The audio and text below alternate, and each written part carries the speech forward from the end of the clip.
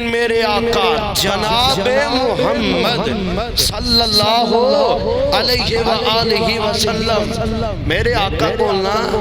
جناب ابو بکر آگے نے رضی اللہ تعالی عنہ ابو بکر انہوں ہمراز نبوت بھی کیا جاندہ ہے جناب ابو بکر صدیق میرے پاک پیغمبر دے ہمراز بھی نے سبحان اللہ جناب صدیق اکبر جدوں کا ٹائم ملتا نا ویلے آندے تے میرے پاک پیغمبر دی خدمت چاہ جاندے ایک دفعہ آئے صحیح بخاری اندر میں روایت پڑھ رہا سا میرے آقا کو بے کے نا سبحان اللہ اتھے بابے اور اتے بیٹھے نے مرید تھلے بیٹھے نے اجی بابے اور کلیم تے بین تے مرید پنجے بین تے یہ بابے اور پنجے بین تے مرید ٹویا کٹ کے تھلے مار کھپ جان پر اوتھے کوئی اندازی ہو رہے اوتھے پاک پیغمبر بھی ایک جگہ تے نے صحابہ بھی ایک جگہ تے بیٹھے نے سبحان اللہ ابو بکر بھی ایک سائڈ تے نے اور میں آج ترمذی دی روایت پڑھ رہا سا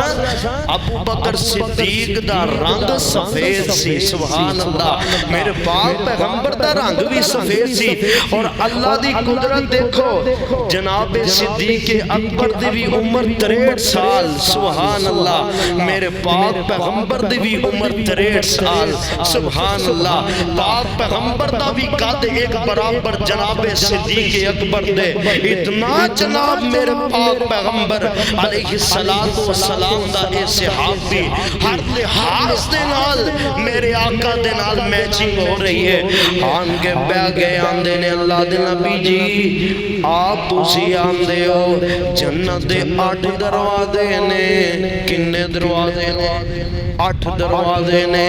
اللہ دے نبی جی آپ تسی عمال دس دے ہو نمازاں پڑھو نمازاں دے دروازے وال جنت چلے جاؤ زکاة ادا کرو زکاة جیرا بندہ دیندہ ہے وہ زکاة دے دروازے والے وال جنت چلے جاندہ ہے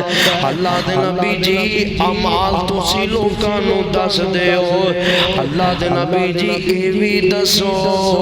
کیرا خوش نصیب بندہ ہے جنہوں کل قیامت والے دن جنت 8 دروازے آوازہ لگائیں گے کہ میرے آقا خاموش نے نظرانی میاں نے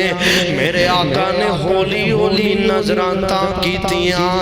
آپ فرمان دینے ابو بکر او خوش نصیب بندہ تو ہے ابو بکر کل قیامت والے دن جدوں تو جنت دے دروازے اگے جائیں گا نا تے جنت دے 8 دروازے